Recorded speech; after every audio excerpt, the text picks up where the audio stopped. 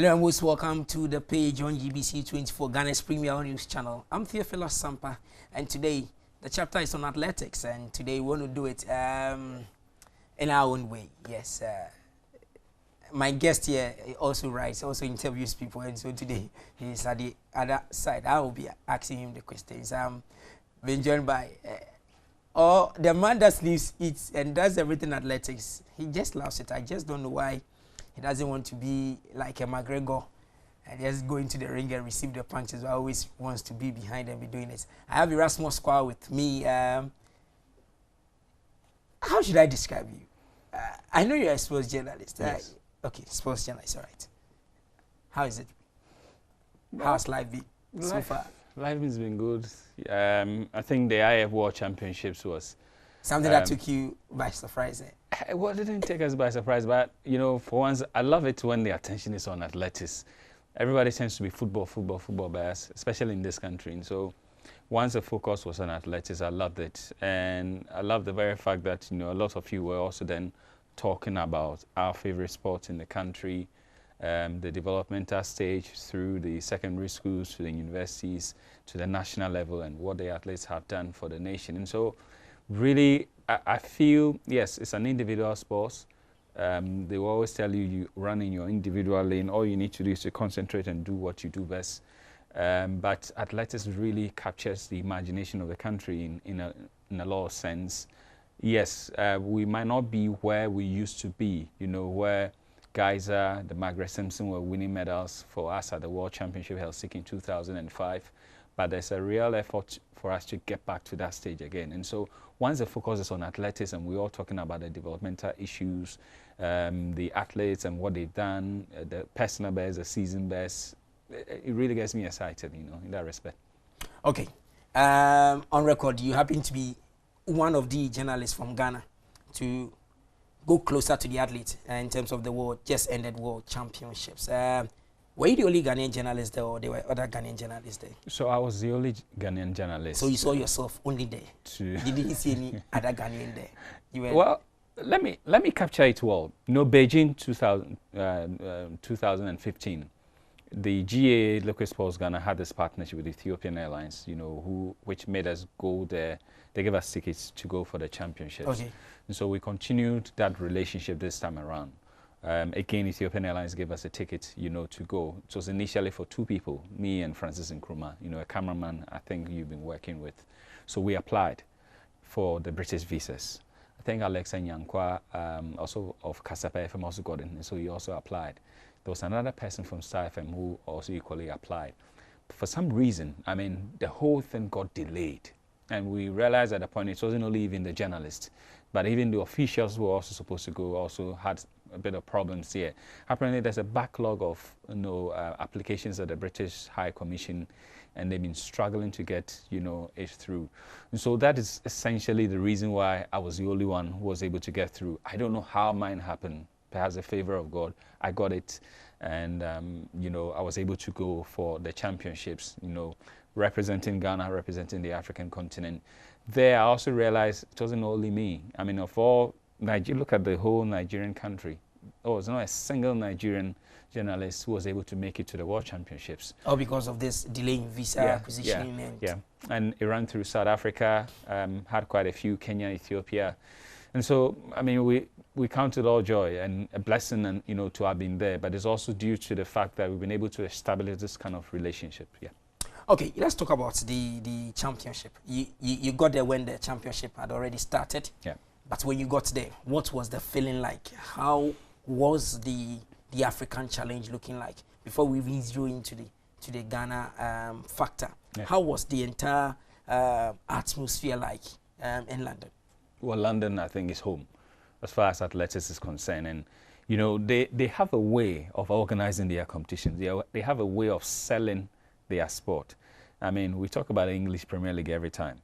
It's not as if it's the most exciting football league in the world, but it's the way they package it and they put it out. It's very attractive. And I got to London the first time, 2012, for the Olympic Games. And so I knew what to expect because of what they had done with the Olympics.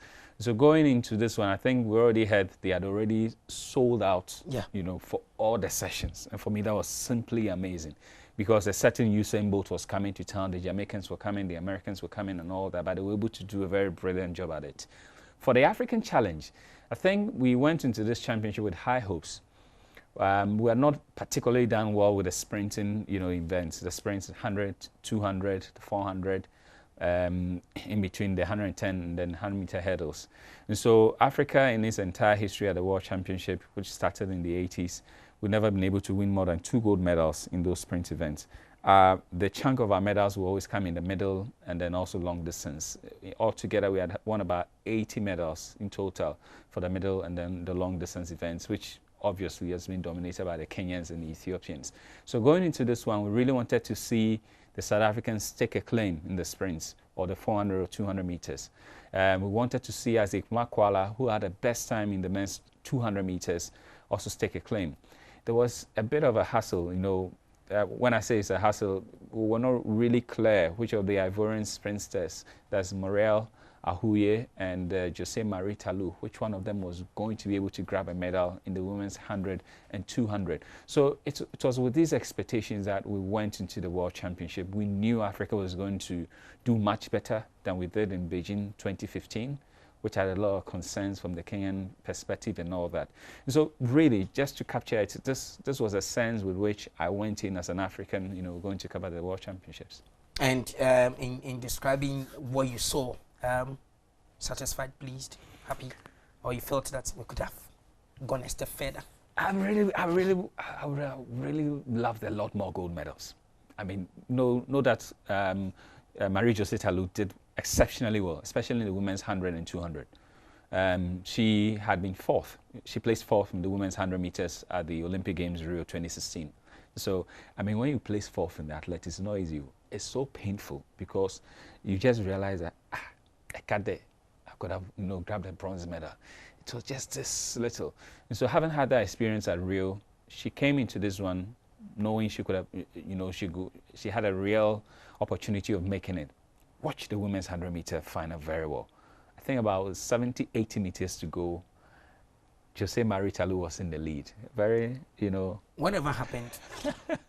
And then just 5 or 10 meters to go, boom, Bori Towi of America just went past her and so she grabbed the silver.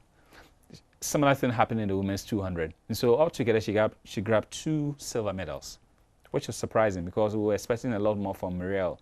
Muriel had won, you know, a silver in the women's 100 and 200 meters at the 2013 Moscow Championships. And so we knew she had a bit of experience, you know, going there. But for Marie-Josée Talou to upstage her and do it the way she did it in London, for me, was an amazing. And of course, the South African Wade van Niekerk defended his World Championship title in the men's 400. There was controversy in the men's 200 meters because Makwala... We spoke a lot. It was all over because of a so-called malaria bout or something that happened. He had to be quarantined for a while, then ran alone. He did it 2 times one day. It took a lot of him.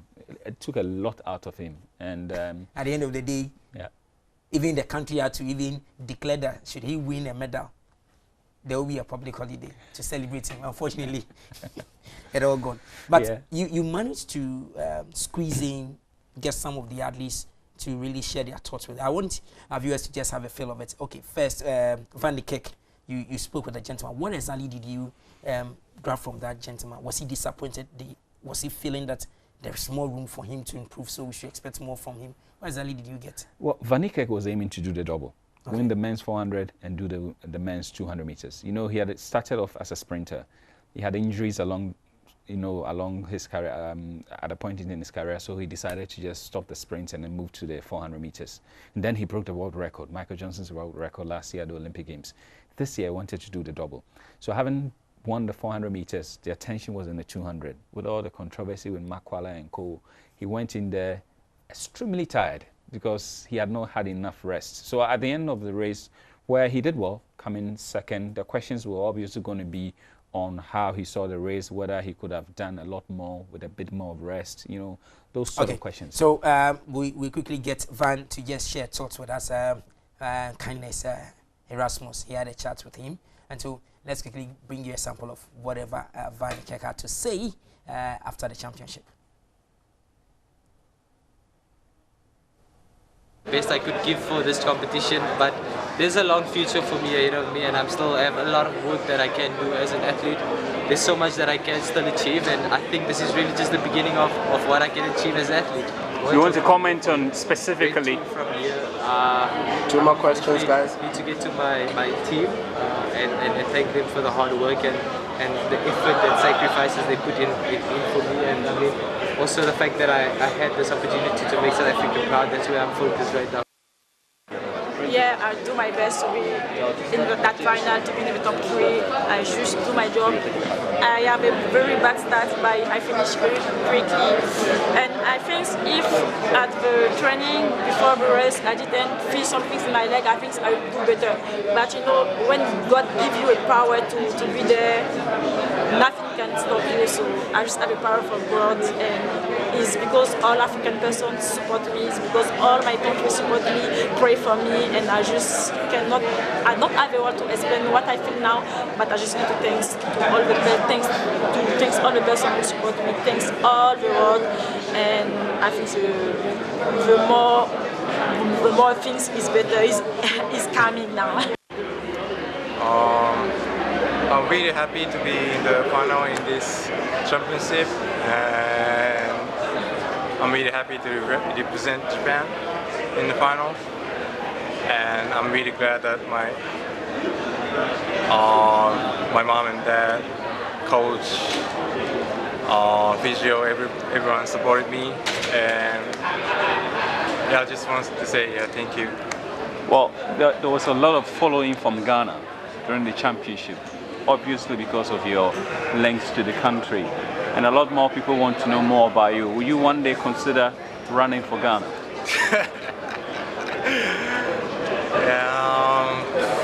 Well, I don't know. I was born in Japan and I was raised in Japan, so I just don't know. So what's next for you after this wonderful performance here? What do you think you can do going forward? I think the 200 was really good, and the 100 I had a huge stumble and it was pretty bad, so I think I can progress from there. Like I learned a lot of things from there, so yeah, I hope I can be better at the next championship Olympics. I'm trying to get an idea how much you spend, let's say, a month in track, going to meet, taking care of your health, you know, taking care of your equipment and any other related costs. So on a monthly basis, I mean, between track, for traveling to meets, hotels, all that stuff, and rent, food, and everything like that, we're looking at about like $4,000 a month. I live in New York City, and so that's what people need to understand. Like, I live in probably, if not the most expensive place to live in the world, and so my rent alone is almost half of that, and then we're talking about food for the month. And when I travel to the meets, plane tickets. So if I'm going to maybe 2 meets that month, and it's not in the U.S., well, say it's in the U.S., even still, we're talking about $300 a flight. And then hotel for 2 days of that meet, you know, that's another $300 that I'm spending. So we're looking at least $4,000 a month. And if you think about the whole track season, that's 9 months. That's what, $36,000 of living and track expenses altogether. And so having no external support, I mean, it's almost impossible to do it without having a full-time job.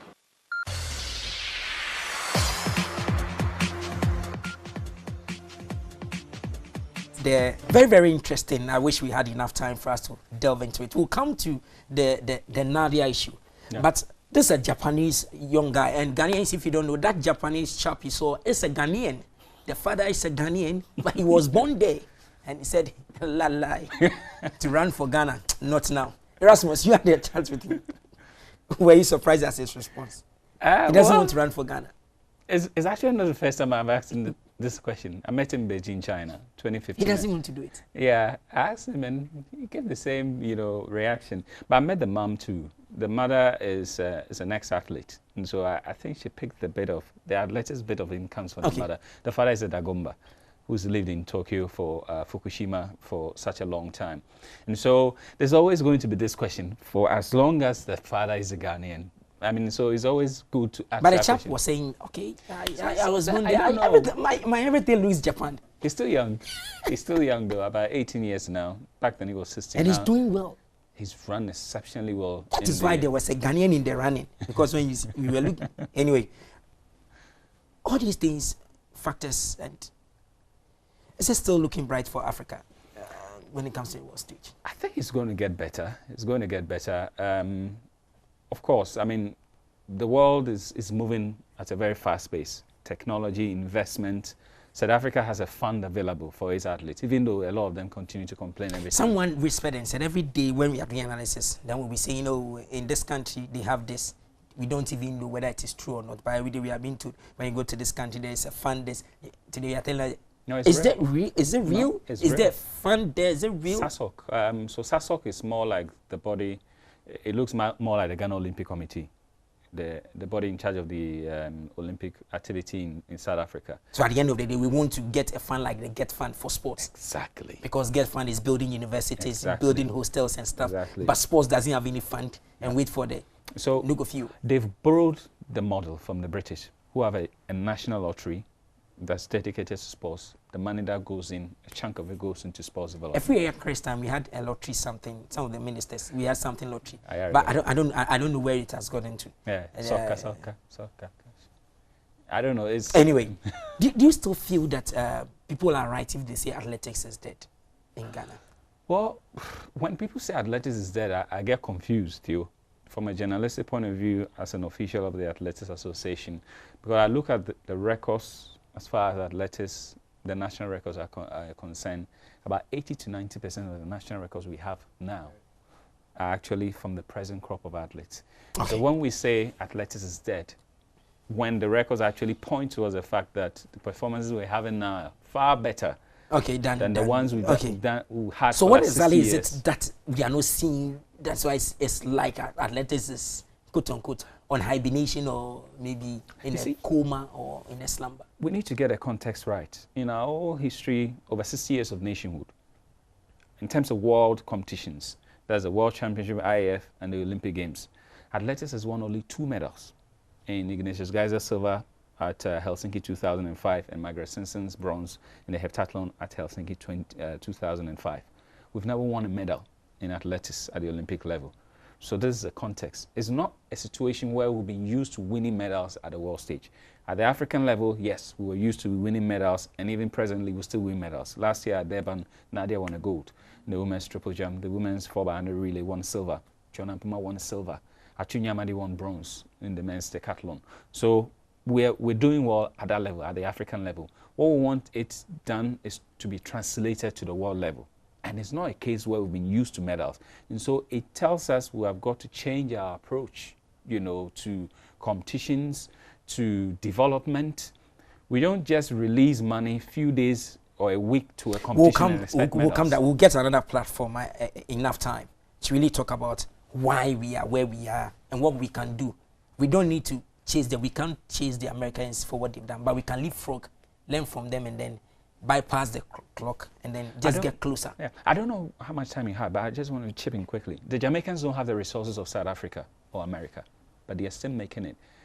Their advantage is that they have top quality coaching, and it goes right from the grassroots level to the top level. Meaning when you come to Ghana, we have got to get certain things right. We don't have the coaches. So all those... We have got to get it right. Will I be right to say masquerading or parading? Let me use parading. All the coaches we have, is it that they need to be upgraded, or we just need to shift them off and get new ones? The wonderful guys doing a lot of jobs at the people are discovering talents. Yeah. Are they no coaches? Are the Matabisas, all of them. Are they no coaches? No, they are coaches. So what can they do to...